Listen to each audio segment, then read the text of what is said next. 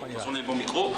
René Lescus, donc on vous connaît, donc on va savoir dans quelques instants. Vous me connaissez, c'est bien. Bah oui, on vous connaît, mais on vous connaît comme exploitant, exact, comme une personne qui est dans le cinéma depuis très longtemps et qui avait diverses casquettes à votre actif. Casquette cachée. Voilà. Et donc là, vous, cette année, dans les 4e rencontres du Sud, vous êtes venu présenter un film que vous avez réalisé sur Nina Simone. Exact, oui. Voilà, qui s'appelle, alors le titre exact, c'est Nina Simone. Love Sorceress Forever. Sorcière d'amour pour toujours. Voilà, je préférais que vous le disiez en anglais parce que j'aurais peut-être pu... Oui, mais moi, mon anglais, bon, ça va.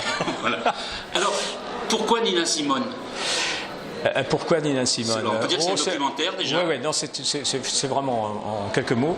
Il y a une quinzaine d'années exactement, Arte a jumelé avec la Suisse. Et pour faire ce jumelage, ils ont organisé une soirée thématique. Et la soirée thématique consistait à faire un portrait de Claude Knops, qui est le président du festival de jazz de Montreux. Et Bernard Tournois, qui est donc mon co-scénariste et qui était directeur des programmes d'Arte, m'emmène et me demande d'être son producteur. Je vais avec lui, on prépare son film, et puis il reste 20 minutes à combler entre minuit et minuit 20. Et donc on ne sait pas quoi mettre. Et Claude Knops me dit, j'ai des archives en bas dans mon chalet, si vous voulez regarder, pour trouver quelque chose. Et on trouve un document exceptionnel qui est filmé en 1 pouce à l'époque, et qui sont des archives, parce que simplement personne ne s'en est occupé. Ça traînait pas, mais c'était bien calé, mais enfin personne ne l'a jamais vu. Et je récupère ça, je dis à Bernard, je crois que c'est un truc incroyable. Et je fais donc un moyen métrage pour faire ces 20 minutes que personne n'a vu, puisque personne ne regarde la Arte. Enfin, j'exagère un peu. Oui, minuit 20, c'est un peu dur. Voilà. Toujours est-il que quelques années après, Nina nous quitte. Et donc elle décède, et donc on prépare quelque chose de plus important. Et je reprends donc mes archives, j'ouvre la boîte de Pandore, je trouve les archives, mais il faut un lien. Et le lien, c'était un soir, je rentre en voiture et je tombe sur l'émission de Richard Bohringer, C'est beau une ville la nuit, qui me parle d'un truc et je comprends tout de suite qu'il parle de Nina Simone. Je l'appelle le lendemain, je lui dis voilà Richard, j'ai envie de faire ça, qu'est-ce que tu en penses et tout. Il me donne un rendez-vous, il tombe tout de suite, pareil, il a le même coup de foudre que moi sur les images, il dit je le fais pour Nina Simone. Donc je ne le fais pas pour toi, mais je le fais pour Nina Simone. Et c'est comme ça que l'aventure démarre.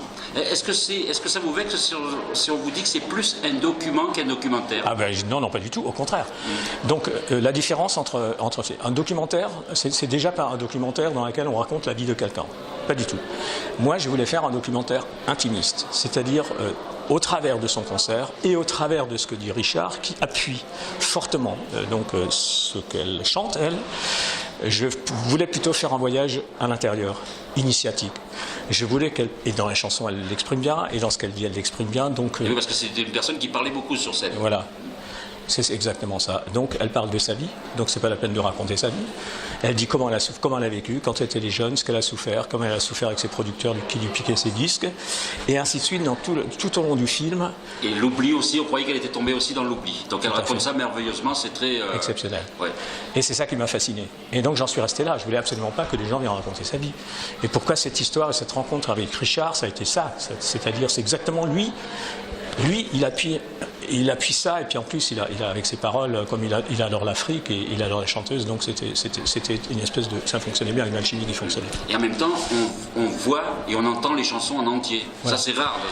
Alors ça je voulais le faire aussi, c'est-à-dire ne pas couper les chansons, sauf quand elle plaisante, quand elle annonce une vanne, enfin il y a 2-3 choses, c'est un peu amusant quand même. Et j'ai laissé ça, au contraire j'ai cherché dans les rushs, donc j'ai des moments où c'était un peu sympa, elle touche le micro, elle s'amuse avec les gens, elle se lève, tout ce qu'on coupe dans un film normal, parce qu'on pense que ça n'a aucun intérêt. Oui, c'est comme si on était sur place à cette époque-là. Voilà, et moi je voulais que le spectateur vive exactement ça. Donc vous avez parfaitement raison de dire c'est pas un documentaire, c'est plutôt un document. Alors, est-ce que ce film va être projeté en salle, vous qui connaissez beaucoup d'exploitants? Alors donc ici c'est en France, ici c'est enfin on a fait à Paris le Champs-Élysées Film Festival, et on a fait Albi, enfin on n'a pas fait Albi encore, mais on a plusieurs salles qu'on va faire, et là je vais tester pour voir si le film il a un impact auprès du public. Si le film a un impact auprès du public, oui. De toute façon j'ai déjà un intérêt des gens, donc moi je ne veux pas qu'on prenne le film parce que c'est moi. je veux qu'on prenne le film pour Nina Simone. Pour le film. Parce qu'en même temps, ce que je voulais dire, c'est que tous les amateurs de Nina Simone vont être comblés là, parce que c'est vrai qu'on la découvre sur une autre facette, et c'est vrai que bien souvent, certains documentaires justement que l'on voit sont trop entrecoupés, on est trop bavard, et là, on comprend, voilà. Et en même temps, c'est comme si on avait été à cette époque-là, et même ceux qui ont assisté à ce concert vont pouvoir le revivre d'une autre façon. Et donc cette histoire aussi après avec Lisa Dobie, c'était une autre rencontre. 10 ans après, donc malheureusement Claude Nobs part, donc nous quitte aussi, et donc on a voulu rendre hommage à Claude Nobs. Je rencontre Lisa Dobie, qui chante avec Didi Bridgewater, avec l'Orchestre Philharmonique de Strasbourg. Pour moi, c'est une nouvelle rencontre. Et c'est là que j'imagine cette histoire où je la fais arriver à Paris, chanteuse américaine, qui a vécu exactement 30 ou 40 ans après Nina les mêmes problèmes en Caroline du Nord. Elle rencontre encore le racisme, l'intolérance et tout ça, donc je rencontre une personne écorchée comme Nina.